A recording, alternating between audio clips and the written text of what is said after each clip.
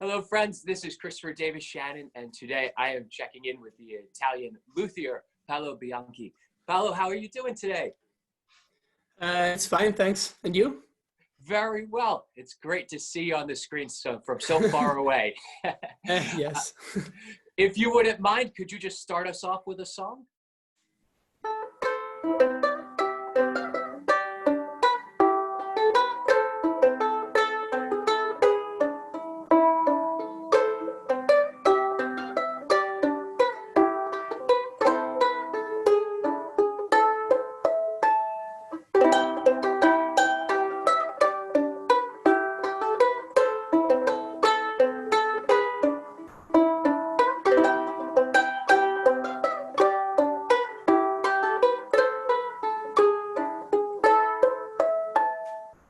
Now, that's not something you always hear played on a banjolele. That was very cool. Now, one of the great things about the instruments that you play is that you make all of them yourself by hand, right? Yes.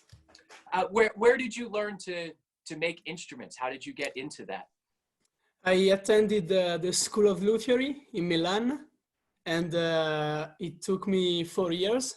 And there I learned to build ancient instruments, but also modern instruments such as the classical guitar. And then I started to build also banjoleles. About 2 years ago. What got you interested in the banjolele? Yeah, I usually play music with my friends near the lake, and one day I was playing the ukulele, but his sound was covered by other instruments. So I decided to build a louder ukulele, and I know that some people plays the banjo ukulele, so I decided to build my personal model of banjo ukulele, and it was great.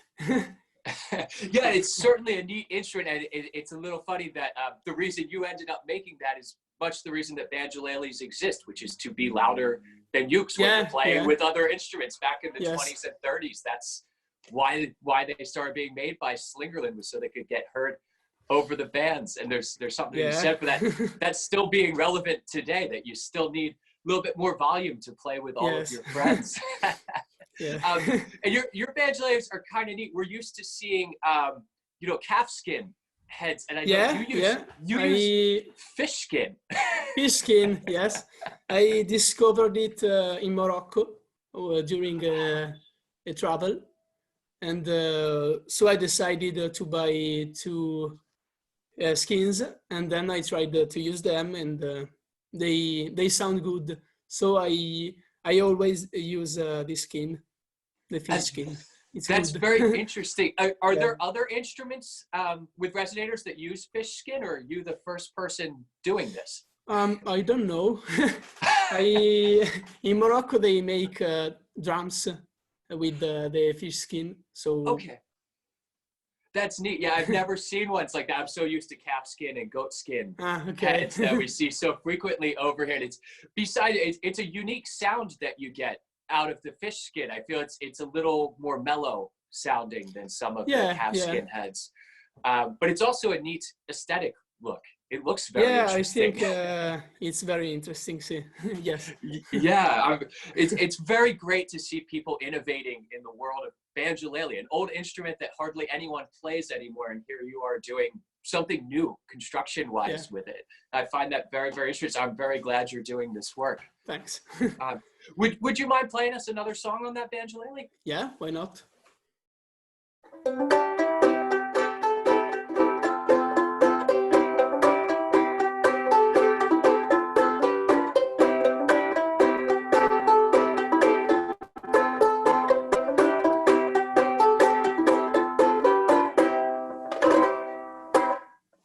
Let's go a little claw hammer style. Thanks. Fun. What is that a piece that you made up, or is that a? Yeah, it's a song I wrote. I wrote some weeks ago. Very cool. Very cool. Now your banjoleles, they're not quite available yet, right? You're still in. You just launched a Kickstarter, I believe. Yeah, yeah. Actually, yes, they are on my Kickstarter. Yeah, and I've seen it's been going pretty well. There's a good interest. Yeah, In yeah. that, and that's what you're sort of doing is more or less getting funding to make the instruments, right? It's not a standard Kickstarter to just support a single project, but it's to really start the production of these instruments so people can buy them down the line. Yes. It's very neat that you're kind of running your business like that, and using crowdfunding and seeing a good amount of support, I think, from the ukulele community so far to do it. Are you making different sizes of the banjolele? Yeah. Or you just, Yes. what different ones are you doing? What? Sorry. Oh, that's quite all right. What different sizes and types of banjoleles are you making? Okay, I'm making the soprano, the concert, and the tenor at the moment. Okay. Only 3 models. Cool. All the standard sizes that we would see. I'm actually very happy that you're making a soprano, as you know, because I'm one of those few people that holds out there and only plays soprano-sized instruments. And I think they should be. Do you find any specific challenges in making the changing the sizes of the models? Are you using the same diameter head for all of them? I think that the difficulties are always the same, and but the instrument with the bigger diameter sound louder. Right. So I usually prefer the tenor one because has a loud sound. Sure. Yeah. No, that makes total sense. Okay, what kind of fingerboard woods are you using on? I noticed that's a very, very unique looking fingerboard. This one? I don't know its name in English. Sorry. That's okay. What is it in Italian? Larice. Italian. Okay. We'll figure that one out and post it in the comments below as to what the English word is, if there is one for it. Okay. Sometimes there isn't. No, that's wonderful. So I'm really happy that you're making these instruments, and they're all entirely made by hand by you, right? Yeah, right. You're a one-person entirely show by hand. That's great. Just like the old days, as it should be. Yes, I agree.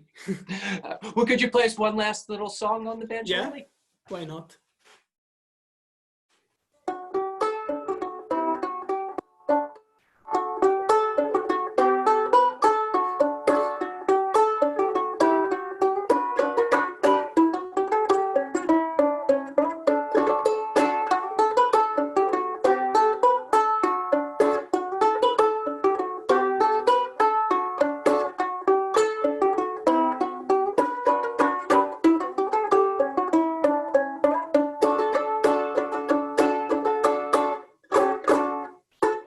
Thank you so much for joining me and playing some songs and talking about your instruments. I'm going to link to Paolo's website in the description here so you can check out his instruments, because I think if you're listening to this on the podcast side of thing, there's certainly something unique to even look at. They're beautiful instruments, and they're not what we think of as a banjolele.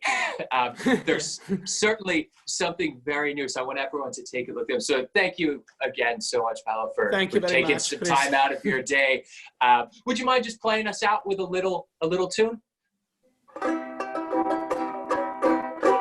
No. Okay.